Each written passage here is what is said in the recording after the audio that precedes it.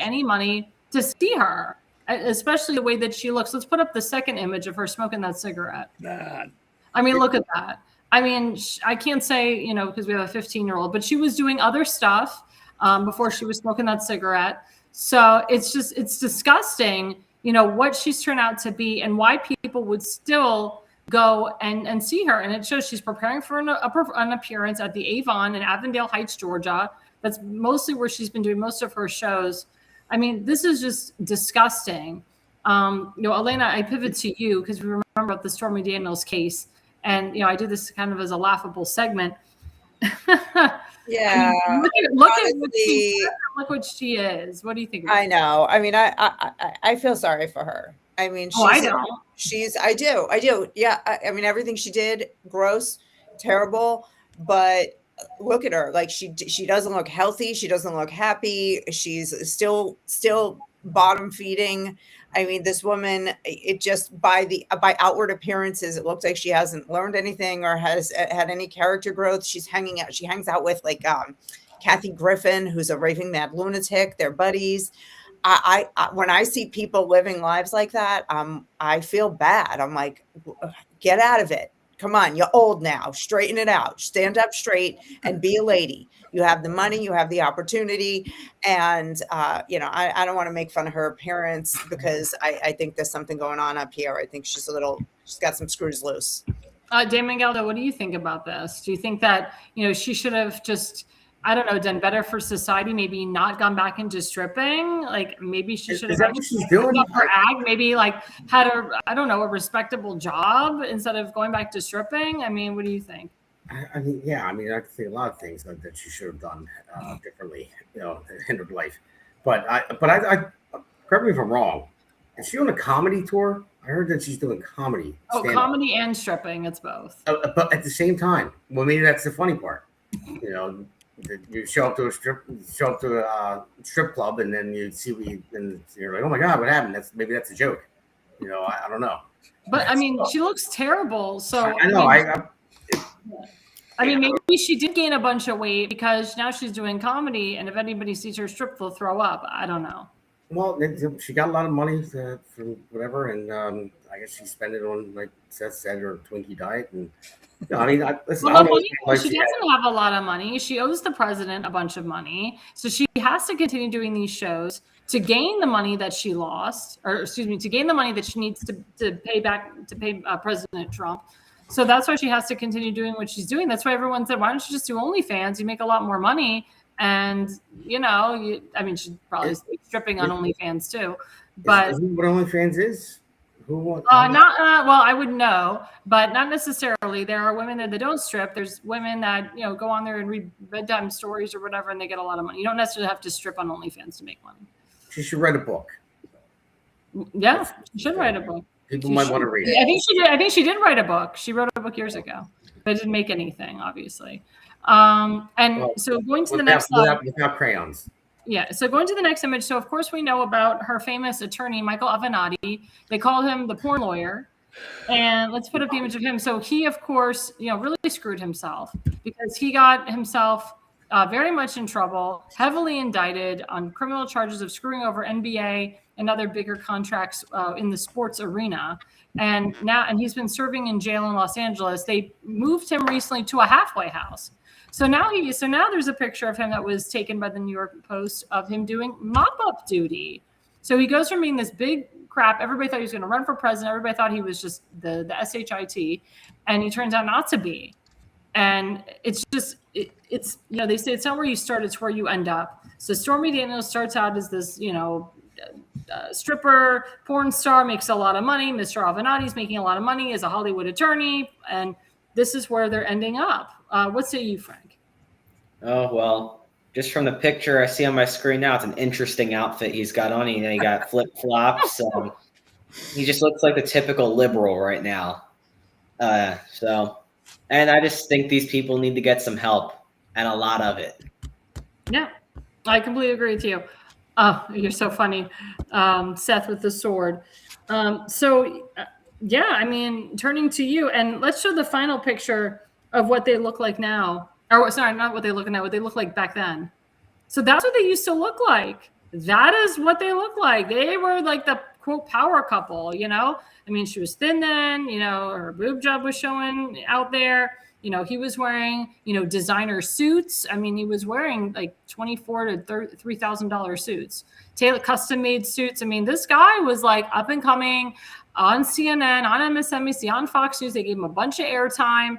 And now we see the before and after. So now what's the before and after? So we have Stormy Daniels and now we have Jack Daniels. Let's go to that last slide. Damon shared. There we go. So that's what she is. She went from Stormy Daniels to Jack Daniels. Let's say you, Seth Eisenberg.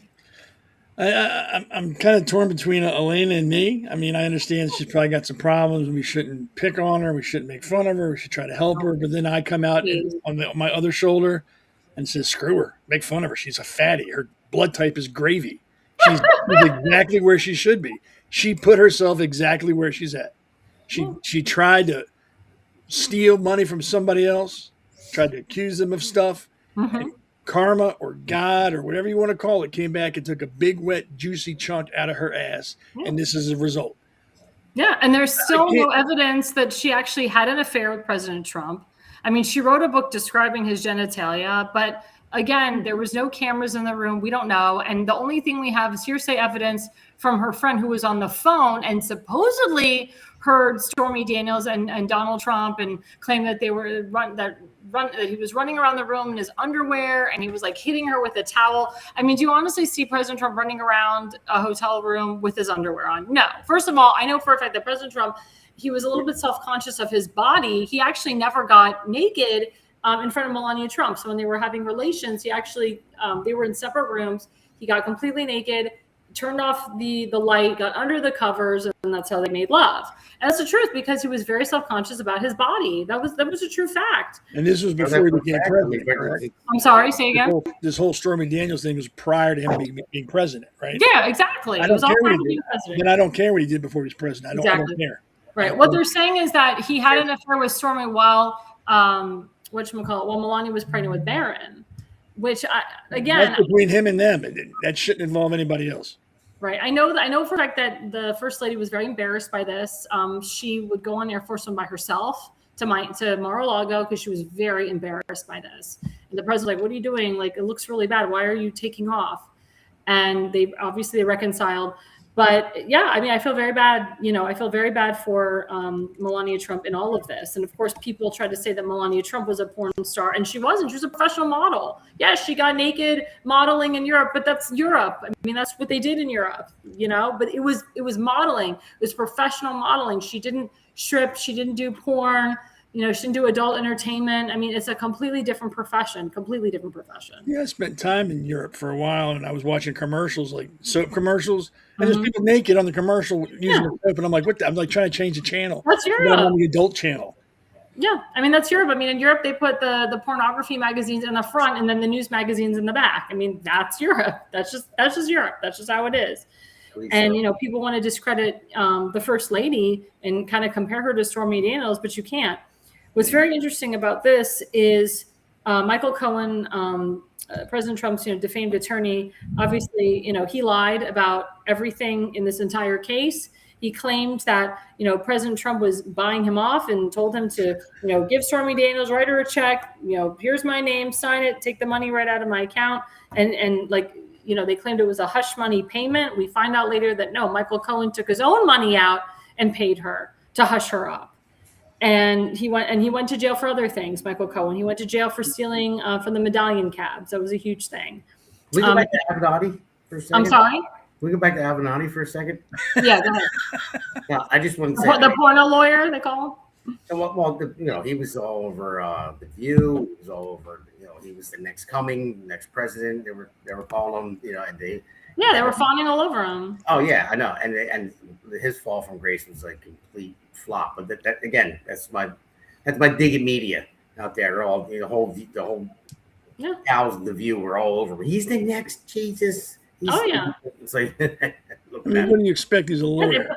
They put him on a pedestal. They really did. He's a lawyer. There's nothing lower than lawyers is whale shit. That's the only thing lower than a lawyer. That's a disgusting profession. A lot of them are disgusting. And again, speaking of a disgusting lawyer, Michael Cohen, he's trying to make a name out for himself again. He has a podcast, The Michael Cohen Show. What's interesting is this popped up on my feed that Laura Trump, who has a huge contract with Fox News, she has her show, The View with Laura Trump, Saturday nights at 9 p.m. She actually interviewed him. Michael Cohen actually reached out to her a month ago and asked, hey, can I be on your show? And she actually gave him the time of day. Let's play the clip. Good for her.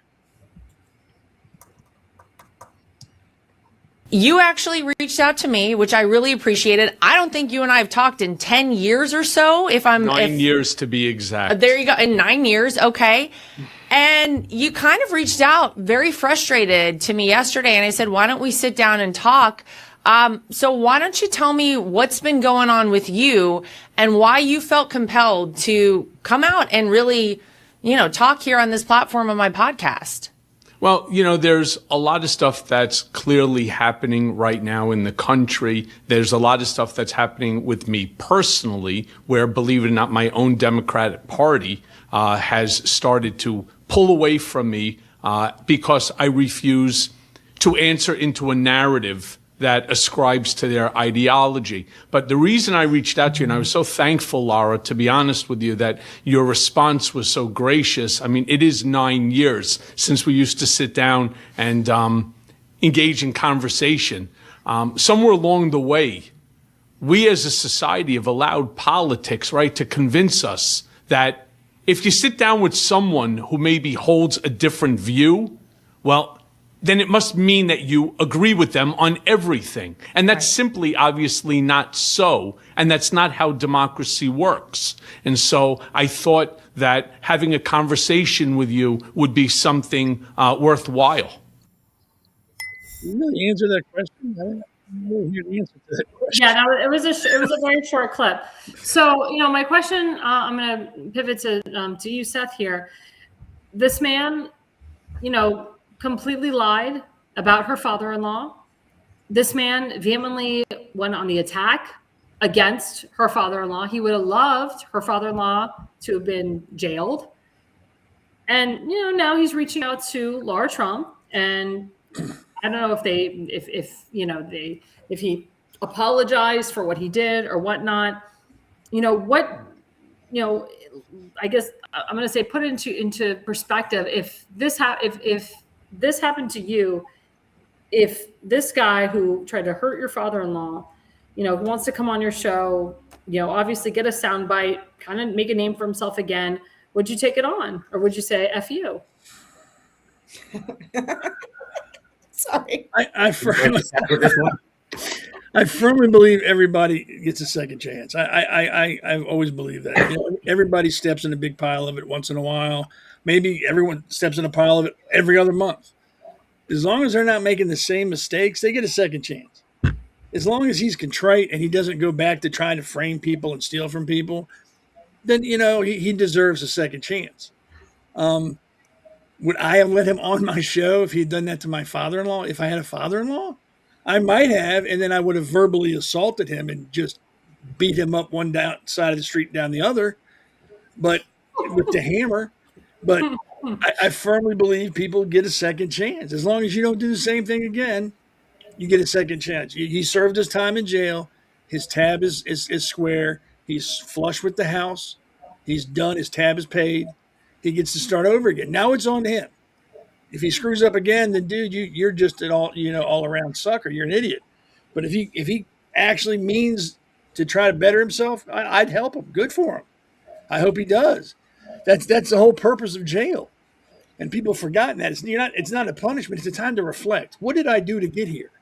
Why am I here? What caused me to do the stupid shit I did to put me here? And what do I got to do when I get out to not come back here again? Most people go to jail and it's a family reunion. I hope he's taken that time and really admitted, hey, I screwed up. I really screwed up. I trying to hurt innocent people. I'm exactly where I should be. And now I need to figure out how I'm not getting back here. And I hope he did that. And I applaud her for having him on the show. I mean, I'm sure it wasn't an easy yes. I'm sure it took a little bit for her to agree to have him on. And I think that makes her the bigger person. And I will admit, I would not have been the bigger person. I would have been petty and nasty and But good for her and good for him. I hope it's a new life for him, and he's learned from his past, and he becomes a better person going forward. So we only have about 3 minutes left of the show. So 30 seconds. Eleana, what do you think? Do you think that, he should have been on her show? And I do have the question, and obviously we don't speak for her, this is a hypothetical. Do you think that she asked her husband or asked her father-in-law, is it okay for me to interview Michael Cohen on the show? I hope she did. I really do. I hope that she gave her husband the respect of helping her, of making that call. I think that's, good for a healthy marriage when somebody has attacked your family so viciously. And if they were okay with it, to say, yeah, let's see what he has to say. You have it, it's her show. She has an opportunity to read him the riot act if she wanted to. We only saw a small clip. We don't know where it went. I doubt she didn't put him on the hook, at least for some portion of the show. So, again, I really hope that she had that respect for her family, and I don't know her well enough to make that call, though. Yeah, and this was also on Fox News. So it's owned by News Corp, which is run by Speaker Paul Ryan, who hates Donald Trump. So I doubt that she could have given Michael Cohen hell, in my opinion, because she's got a huge contract with Fox. So she has to, in my opinion, be careful. If she had, let's say, if this was like her own independent podcast, she probably might have given him hell, like something like this. But because it was on Fox News, I believe and you can watch the full interview on YouTube. Yeah. Or Sling or whatever. You can watch the whole interview. She didn't attack him at all. She's very pleasant. Because I guess she feels like justice has already been done. He's been to jail. He's been in jail. I'm in jail. Her father-in-law is the president again. So obviously he didn't do anything to deter her father-in-law from getting reelected. So maybe she's kind of like, smiling inside, because she was smiling a lot during that interview. What say you, Damon Galdo, 30 seconds? Very simple. I would agree with Seth that he deserves a second chance because he paid his dues. On the other hand, when anyone who goes after my family, whether it be father-in-law or anything like that, no, they would never be on my show. They wouldn't exist to me, period. Family is very important to me, and I'm very loyal to them, and they're loyal to me, and you don't go after my family, period. Mm-hmm. Frank, last couple of words.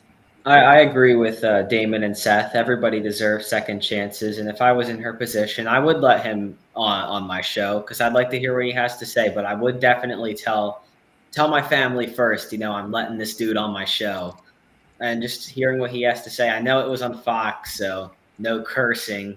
You'll get fined. So I don't think. They curse a little bit on Fox now. They don't say like the F word. It's not as free as what we do on our podcast. You can put feet to the fire without cursing and yelling and name calling. I mean, yes, you can, Seth. Yes, we'll talk about that often. Yeah. In my opinion, would I have had him on the show? Probably not. Maybe not on a big network, maybe on a podcast and just kind of like let him hang himself, or maybe read him the right. I don't know. It would have been, I'll be honest, it would have been very uncomfortable for me. It would have been very uncomfortable for me to have him on. I'll be honest, I was a little taken back that she had him on. But like I said, I think she might have done it because in her mind, she got the justice because President Trump was reelected. He didn't end up in jail. And maybe she feels that this guy, even though he tried to influence the 2016 election and possibly the 2020 election, that he didn't do as bad harm to influence the 2024 election. And maybe that's why she had him on. I don't know. If he's watching by any chance, you can come on my show. You didn't go after my family. So I just wanted to let you know that.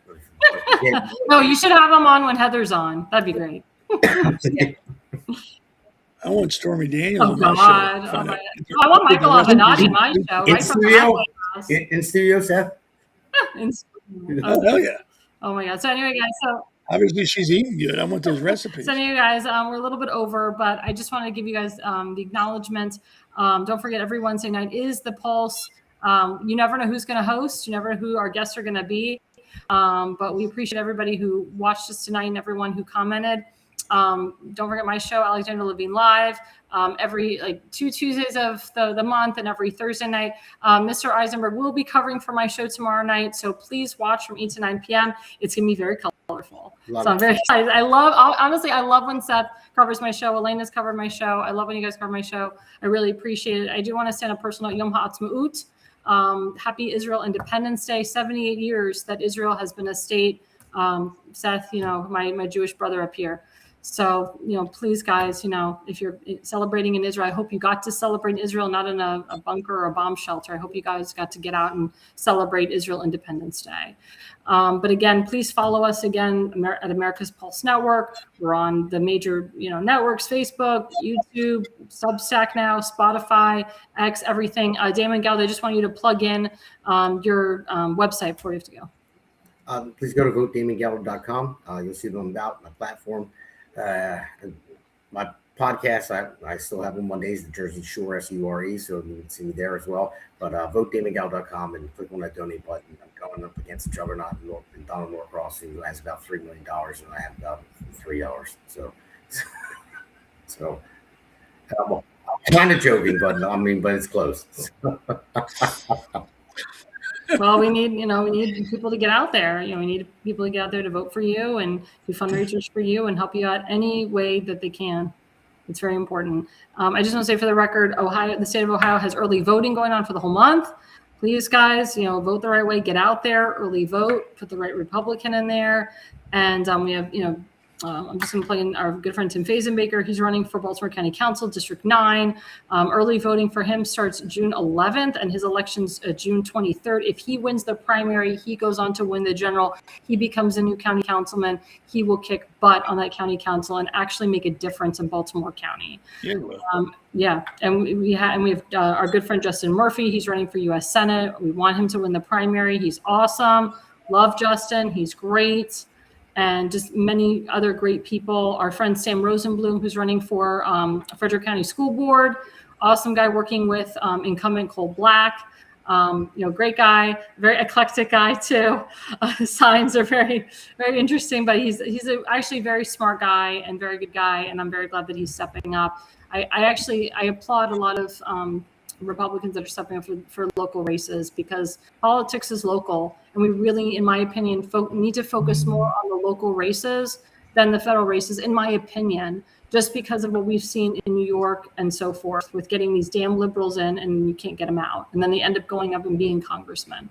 So I encourage Republicans in very Democrat districts and Democrat states to start locally and move your way up. That's really the way to do it. But thank you guys so much. Thank you. The Pulse of America. We plead for God, for family, for country. We'll see you again next week. America's Pulse Network thanks you for watching tonight's episode of the Pulse Podcast. See you at the next packed episode that will take you from breaking news to informative topics. So please click on the subscribe button to get notified for upcoming episodes. If you liked what the Pulse covered, then share the Pulse podcast with others. APN's The Pulse hosts look forward to seeing you on the next episode.